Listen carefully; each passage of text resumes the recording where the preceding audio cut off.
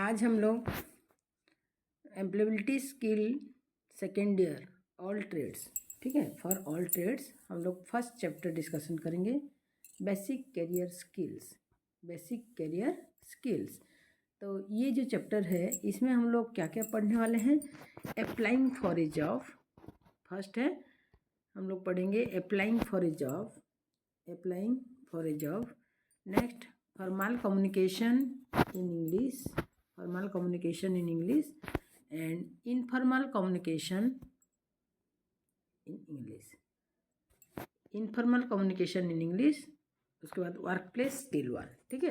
तो फर्स्ट हम लोग पढ़ेंगे what is applying for a job, मतलब how we apply for a job. तो अप्लाइंग फॉर ए जॉब, इसमें क्या क्या हम लोग को करना पड़ेगा। जब एक तो जॉब के लिए हम लोग अप्लाई करेंगे, हम लोग को क्या क्या करना पड़ेगा। हम लोग को मेनली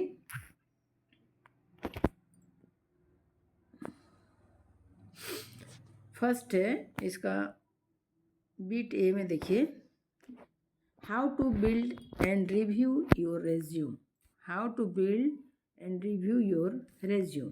तुम अपना रेज्यूम कैसे बनाओगे और कैसे रिव्यू करना है।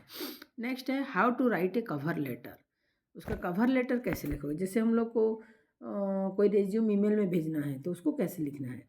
नेक्स्ट है how to write job application, how to write job application, job application कैसे लिखना है, ठीक है।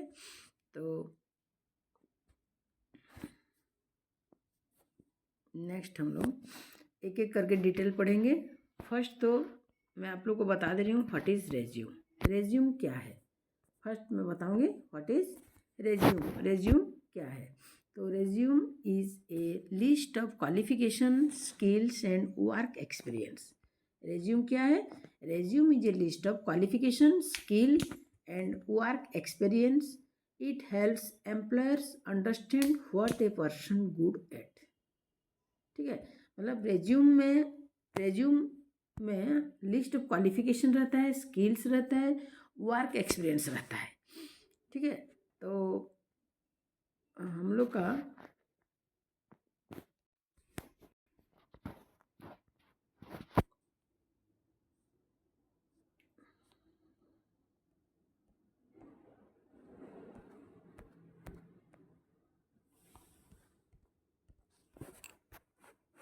हम लोग नेक्स्ट पढ़ेंगे factors of good resume.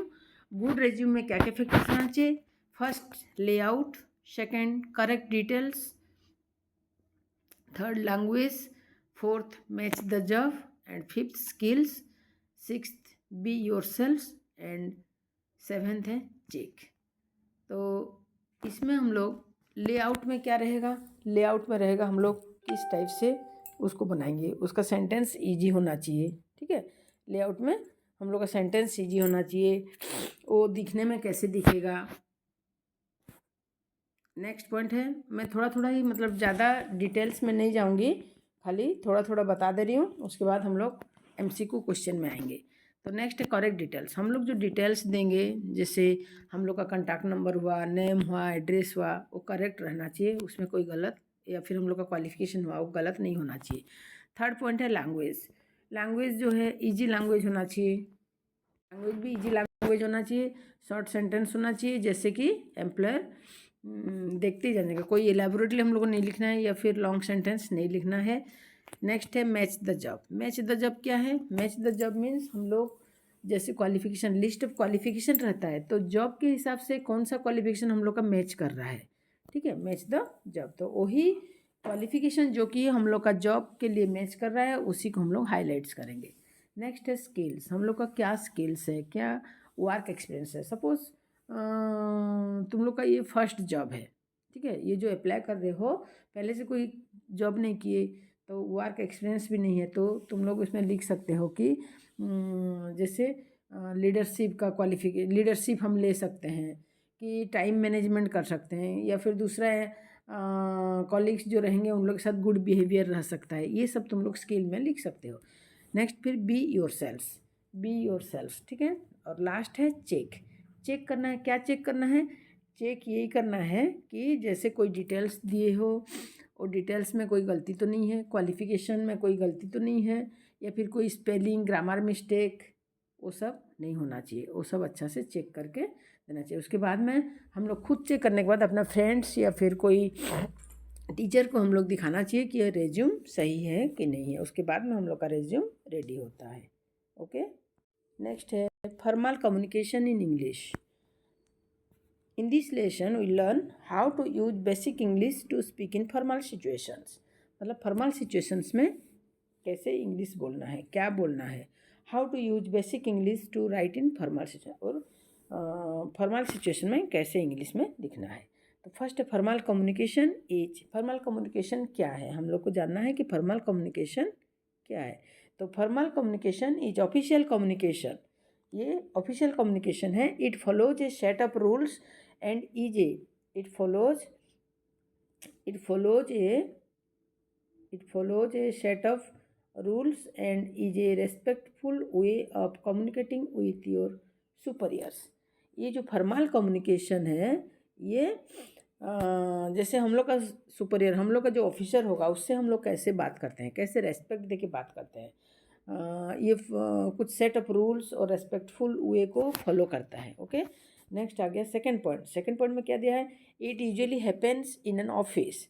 It usually happens in an office,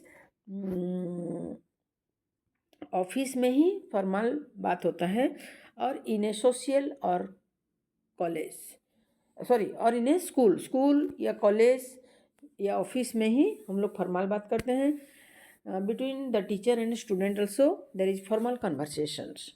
okay, next है पॉइंट 3। पॉइंट 3 में क्या है, a job interview is an example. Point 3 में होगा एक job interview is an example of a situation that needs formal communication skill.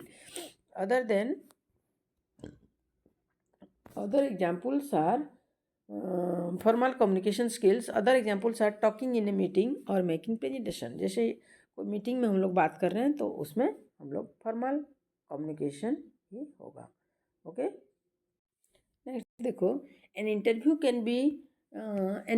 can be difficult experience, but you can make it easier by preparing. Here are some examples. An interview can be difficult experience, but you can make it easier by preparing. Here are some examples. जैसे interview एक difficult experience हो सकता है, ठीक है। Interview एक difficult experience हो सकता है, but make it easier bye preparing. लेकिन इसको हम लोग ईजियर कर सकते हैं, प्रिपेयर्ड होके जाएंगे इंटरव्यू देने, ठीक है। तो if you did not here, suppose तुम एक question, if you did not here और अंडरस्टैंड द क्वेश्चन, सपोज तुमको जो क्वेश्चन पूछा गया तुम उसको समझे नहीं या फिर सुन नहीं पाए, तो तुम लोग को क्या बोलना है। अगर समझ नहीं पाए या फिर सुन नहीं पाए तो तुम लोग को क्या बोलना है, सॉरी। देखो इसमें बहुत सारा पॉइंट है, तुम लोग कुछ भी एक ठो यूज करोगे। फर्स्ट में दिया है sorry, could you repeat that, मतलब फर्स्ट में लोग sorry could you repeat that, मतलब प्लीज क्वेश्चन को रिपीट करने बोल रहे हो। या फिर बोल सकते हो आई am sorry would you please repeat the question, ठीक है। या फिर बोल सकते हैं excuse me I did not here you, can you please say that again.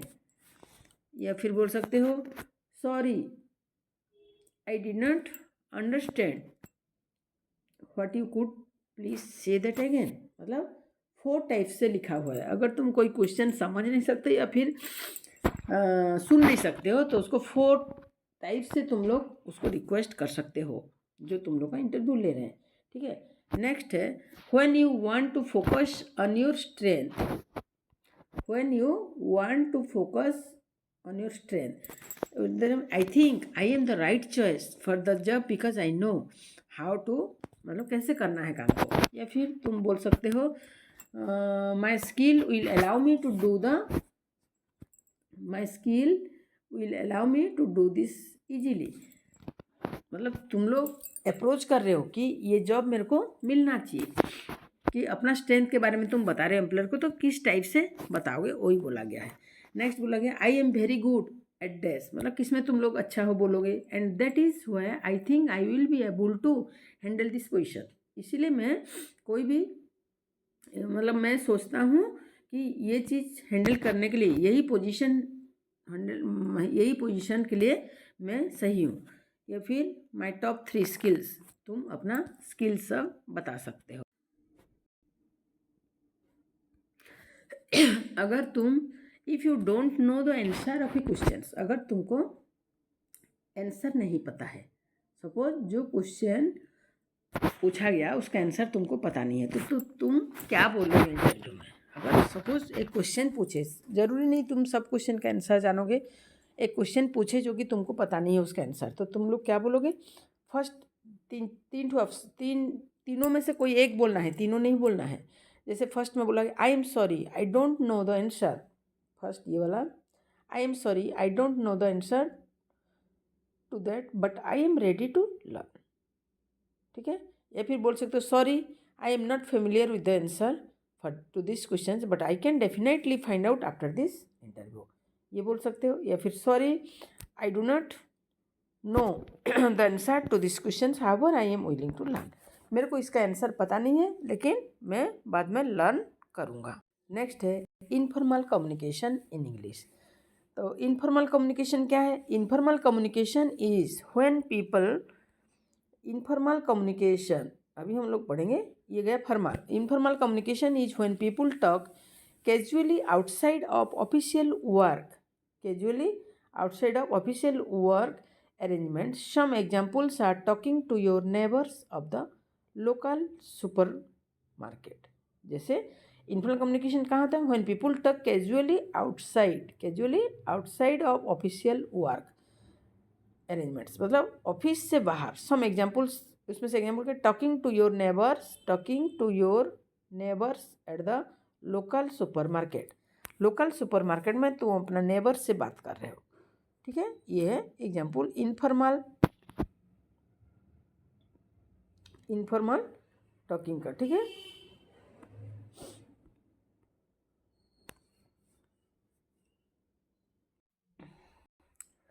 It is a way to talk that is not very serious and not part of the official rules. Informal talking में कोई official rules नहीं होता है, कोई serious matter नहीं होता है। This type of talking creates positive mood of work, ठीक है। नेक्स्ट है थर्ड पॉइंट है however we still have to be respectful to others when we talk. हम लोग ऐसे नहीं कि इरेस्पेक्टिव बात करेंगे, रेस्पेक्ट दे के ही बात कर रहे हैं, ठीक है। Starting a conversation in an informal situation involves a simple and light topic that is comfortable for everyone. Some common topics for informal communications are common interest, current events or news, personal experiences, sports और entertainment। यही सब बारे में हम लोग informal talking करते हैं, ठीक है। तो इतना में मैं ये वीडियो को रोकती हूँ। ये हम लोग का ये second year all trade first chapter है। तो ये मैं ब्रीफली मतलब चैप्टर के बारे में बता दी कि कैरियर डेवलपमेंट क्या हो। उसके बाद हम लोग नेक्स्ट वीडियो में मैं लाऊंगी इसका MCQ questions and answer discussions, okay.